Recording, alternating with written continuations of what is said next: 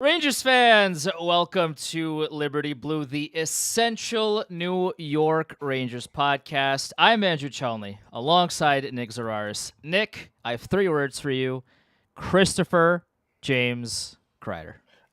I don't want to take away from Chris Kreider's moment, but my Islander fan friend have long joked that at some point in the not too distant future, they're going to have to retire Tristan Yarry's number. We're going to retire Chris Kreider's number, but we're going to have to retire Freddie Anderson's number too.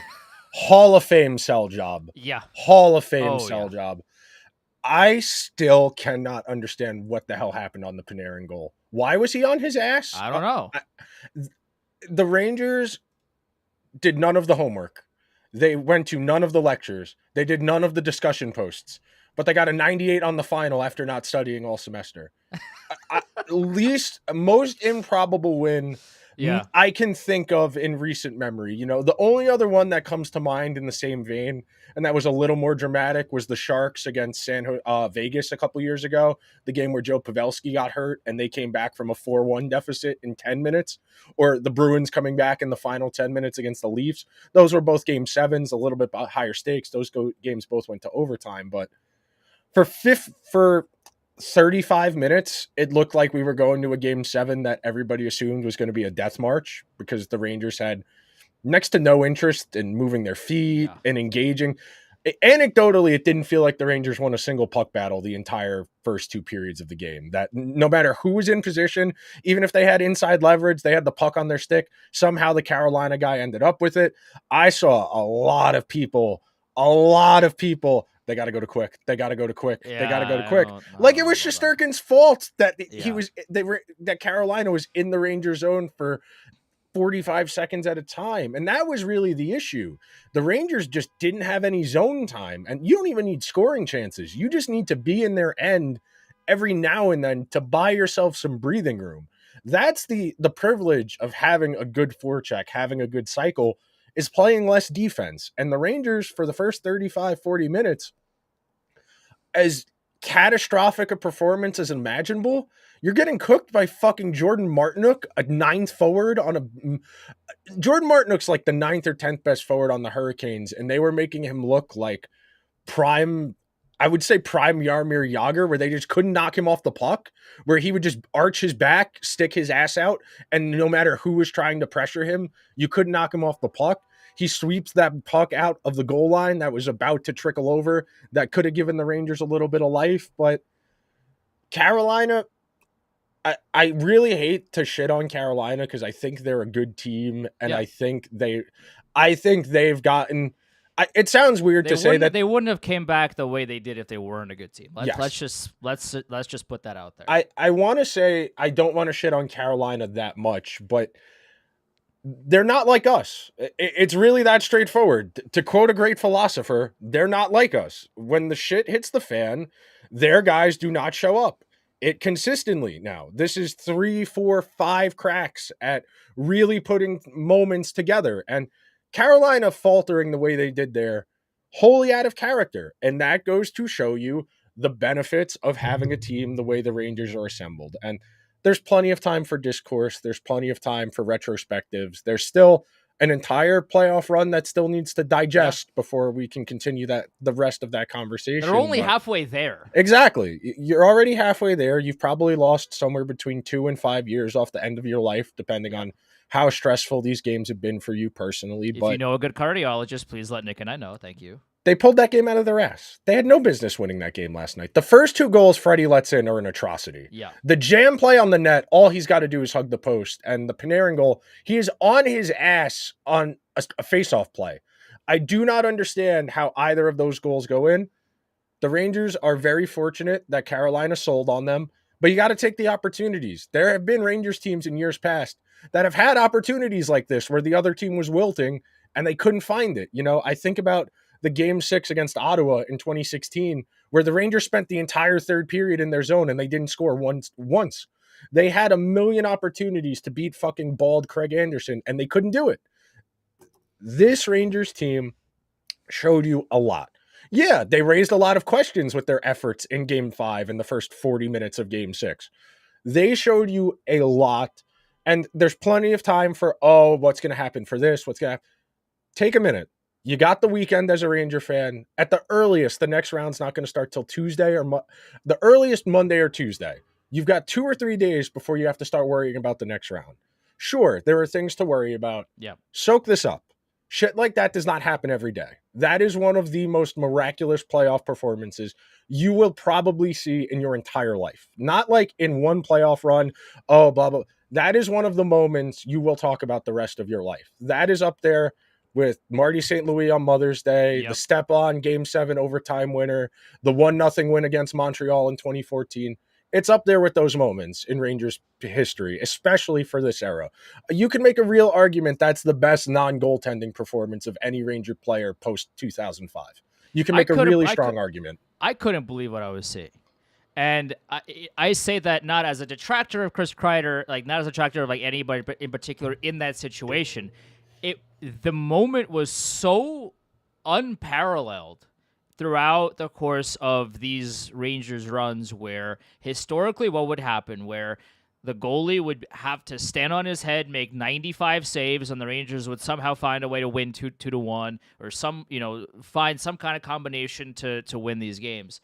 There hasn't really been that moment in these last, number of years where one guy that is not the goaltender comes out on the ice in the third period of a hockey, or any period for that matter, of a hockey game in the playoffs and says, we are winning this game. I don't care what has to happen. We are going to win this game. That's what Chris Kreider did. And it is, I tweeted this, my jaw is still on the floor.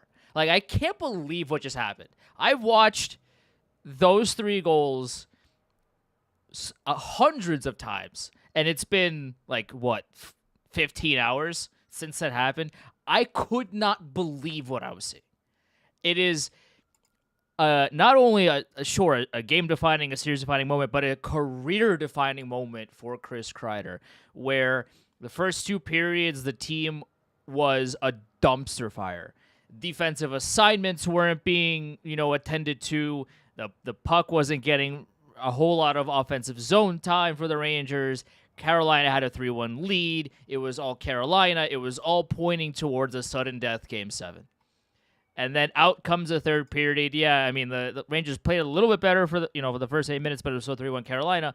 And then everything changed when the Fire Nation attacked. But also, everything changed when Zibanejad went to the net.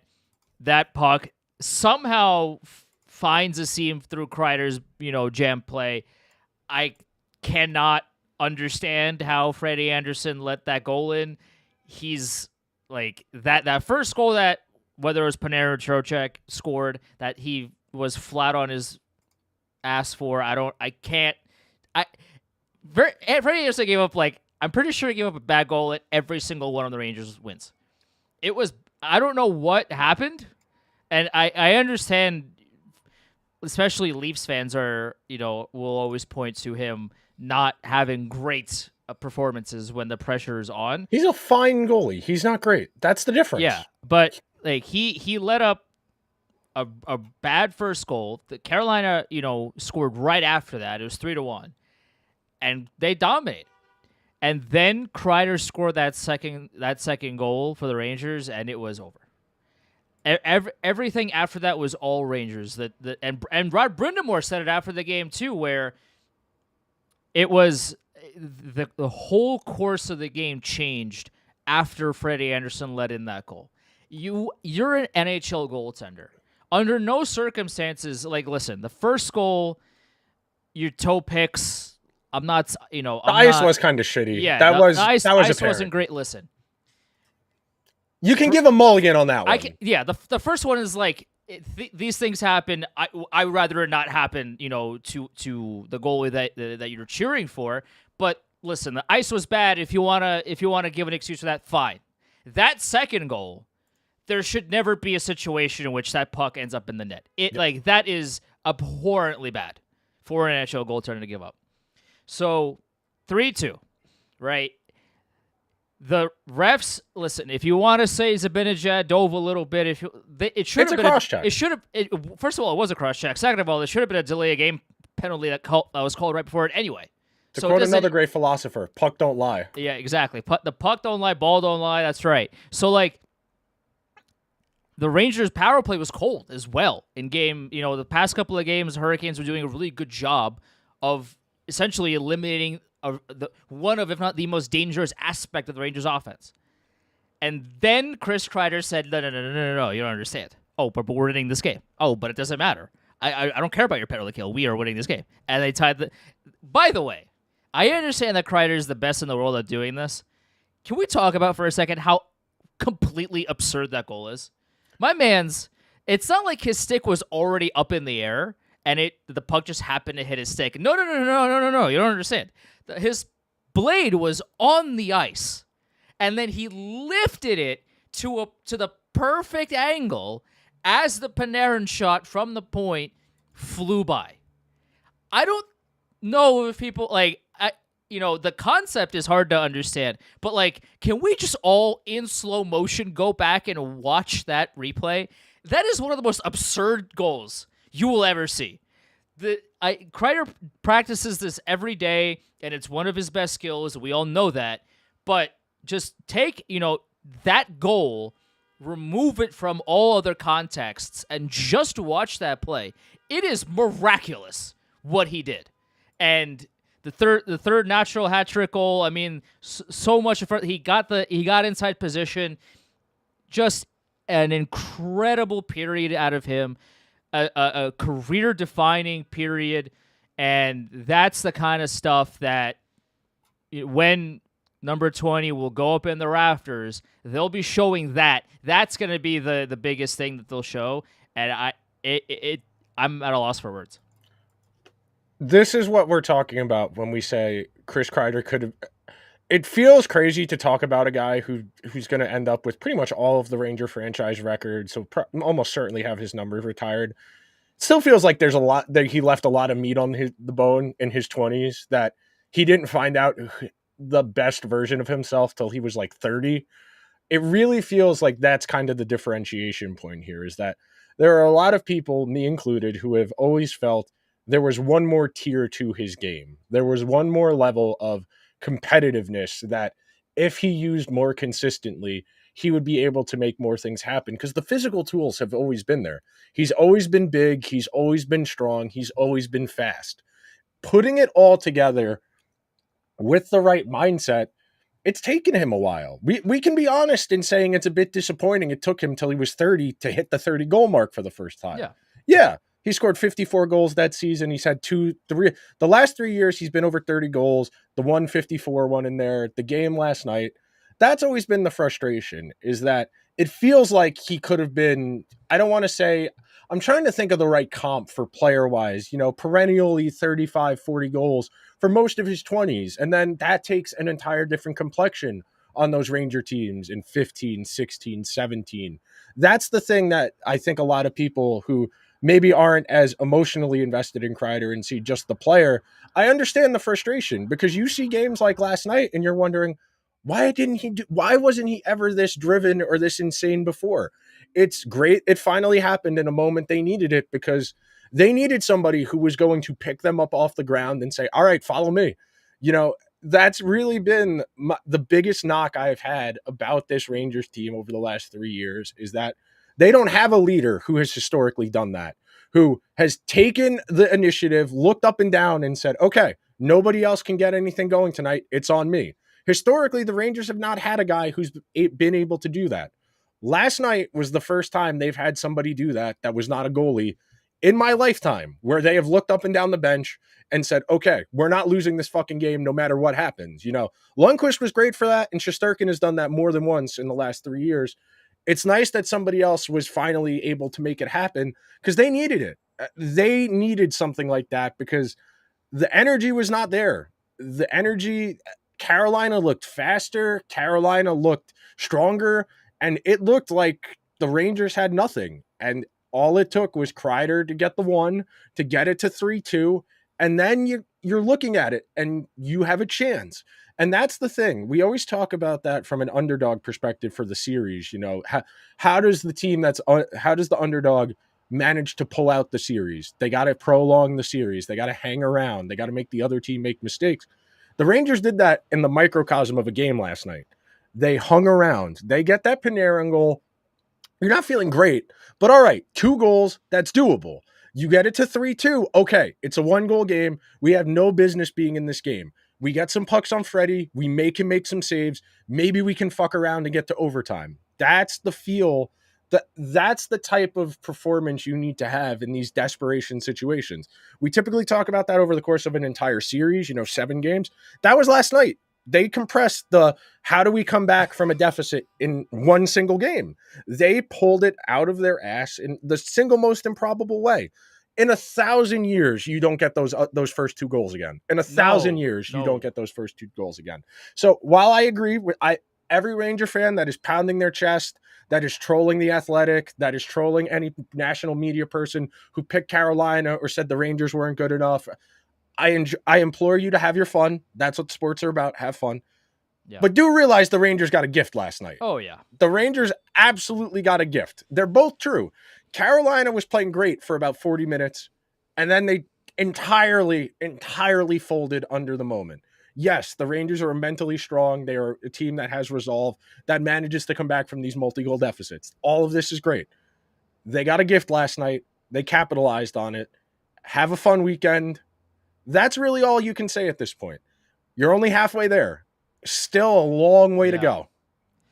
And this, by the way, this is why you tune into Liberty Blue, because we try to be as objective as possible. It's like you can have your cake and eat it too with these moments where you can, I was going ballistic, right, as Rangers were scoring all these goals. But when we zoom out afterwards and we think about, okay, for the first 2 periods, we were uttering some not great words at this team. Let's be honest. Oh no, there was blow up the core, fire the coach, fire the general manager, start quick. There was not there's a lot of discourse that was not pleasant for those first 2 periods. The Rangers got lucky on the first goal, and they got lucky on the second goal. If you replay the game again, I would have to imagine that Freddie Anderson doesn't just eat one and let the Rangers score the first goal, and I would have to imagine that he plays the post a little bit better, and that goal doesn't get scored to bring the to open the door back up. The Rangers got lucky. However, a lot of luck is you have to make your own, and I think it was Panarin. If Panarin doesn't turn around and shoot at the net, then it doesn't matter that Anderson falls down. If Zibanejad doesn't make that nice play to make space for him, going into the offensive zone, and then Kreider doesn't, go to the net as he tends to do, then it wouldn't have mattered that Anderson wasn't playing the post because the goals wouldn't have went in. We wouldn't be talking about it. We'd be talking about how we're going to have a Game 7 tomorrow, and the world is collapsing. So, yes, Anderson was bad. But the Rangers, at the same time, have made their own luck by taking advantage of those bad situations for the Carolina Hurricanes, and then have flipped the script into what was a Game 6 that Carolina had everything. They won Game 4. They won Game 5. They were up 3-1 in Game 6. This had the potential to be the 5th time in NHL history where a team has come back from a 3-0 series deficit to reverse sweep. It could have been, but the Rangers did not let that happen. And it's important to kind of zoom out here and obviously be really excited, and you can troll as much as you want, all these things. But at the same time, they did get lucky because those first 2 periods were nothing short of, let's just call it a dumpster fire. The comparison I made was if you were playing like an 11-year-old in NHL as an adult and understands the mechanics of hockey, where the 11-year-old is just going to keep trying to skate in a straight line directly at the net to shoot. And you're a grown adult with motor skills, and you're going to understand all I got to do is get in front of them. They can't get to the net. They're not going to win the game. And the Rangers had no interest in winning that game for a good 30 minutes where nobody was getting pucks on net. Nobody was moving their feet. Hell, I said it. I tweeted it on one of the power plays they had earlier in the game. Kreider lost a puck battle, immediately did the shoulder sulk he always does instead of back checking. And I was getting fed up that they were just letting that game slip away because it was there. The first Freddie goal goes in, and you're thinking to yourself, we're not giving this guy any work, and he is so rusty. He doesn't have when you're a goalie, you want work. Typically speaking, most goalies prefer to get peltered by shots so they get a feel for the game and they're in the moment.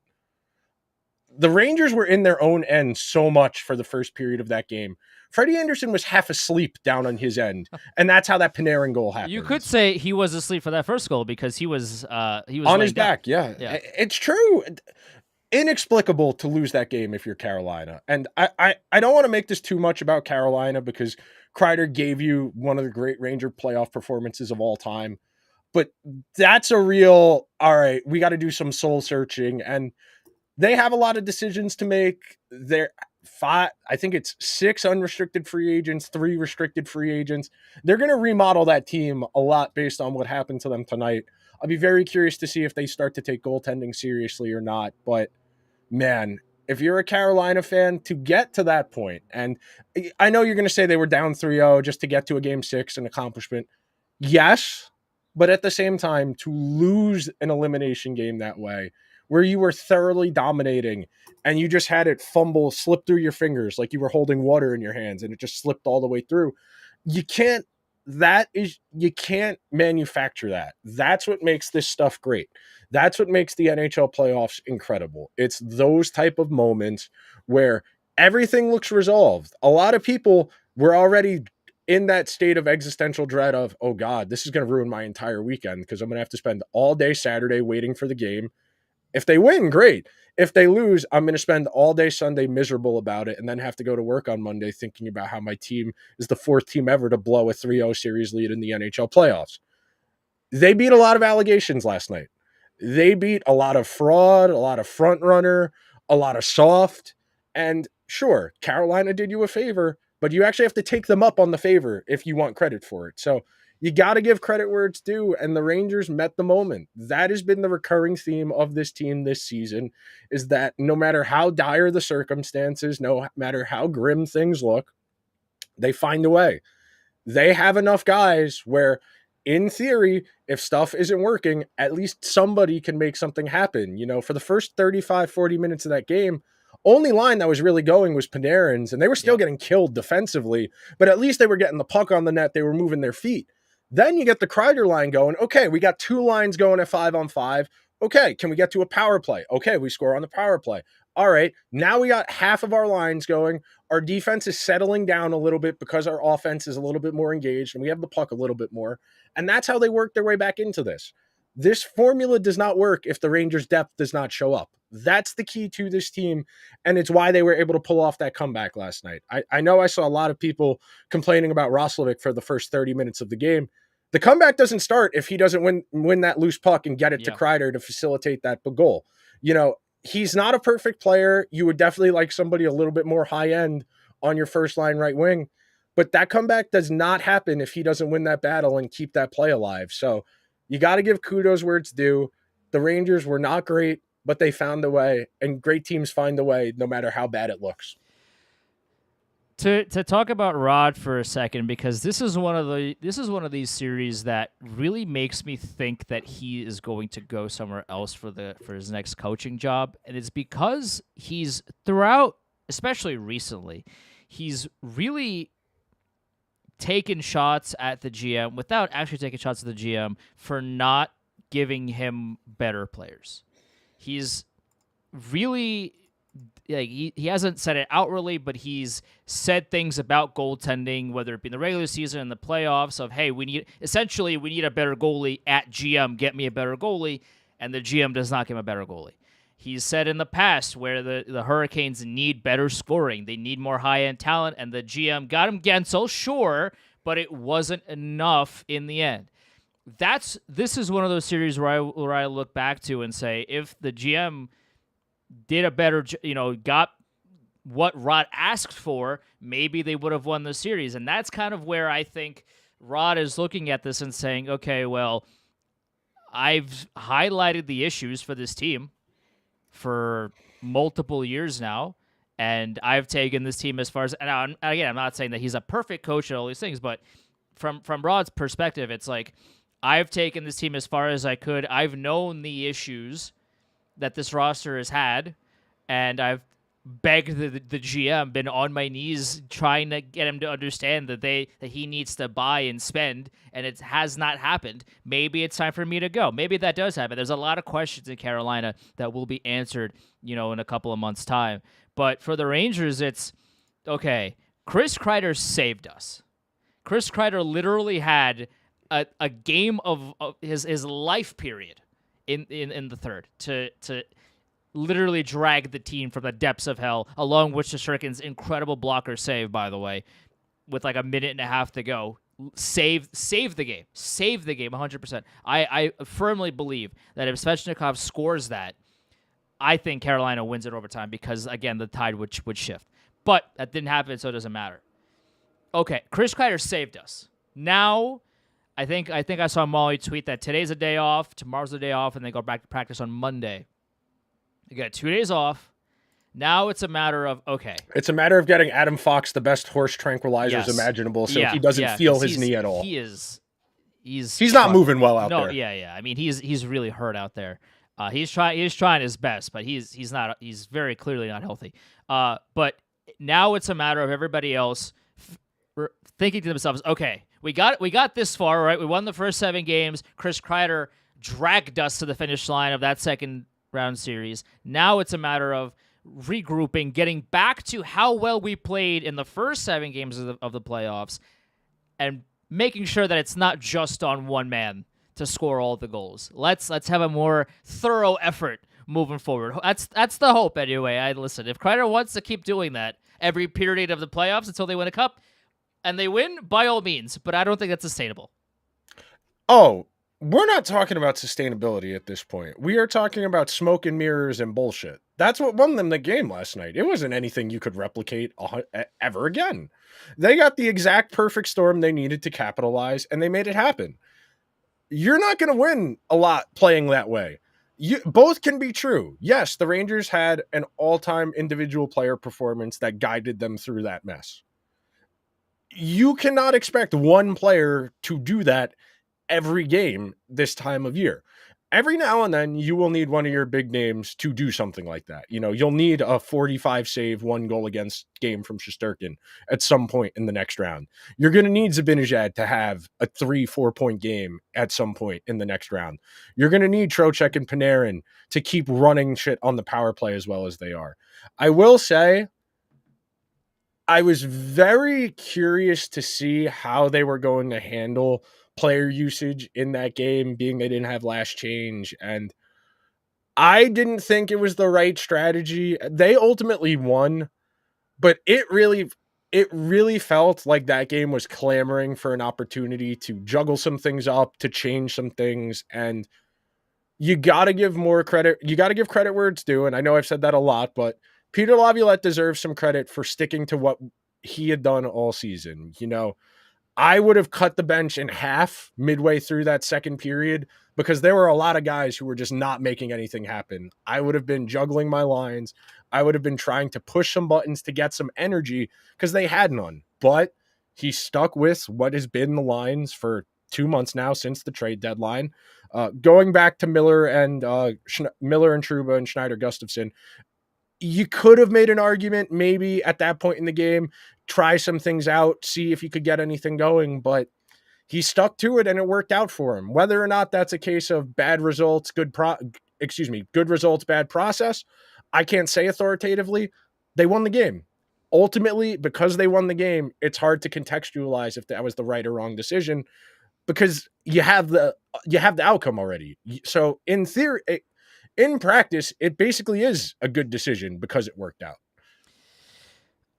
I went live before the game and just kind of, I essentially just yapped for half an hour, but it was, I highlighted the change to go back to it, that 79 and 8 pairing, and the good things usually don't come out of that when you have a mountain of evidence. It's not just a small sample size. 3 separate head coaches have tried that pairing, and it hasn't worked for 3 separate head coaches. That pairing doesn't work. Lindgren had a brutal game defensively. He just he was losing a lot of battles along the walls. He was losing his coverage. He did not have a great game. 79 and 8 did not have a great game. when all of these things happen. Oh, the Rangers didn't have a single good defenseman last night. That's why they were getting boat raced. Nobody could play the puck, and nobody was in a good position to make a play. When that happens, usually the result is, you got dumpstered. You lost the game, and now you're on to Game 7. But that isn't what happened. So ultimately, that's not going to be the biggest story of Game 6.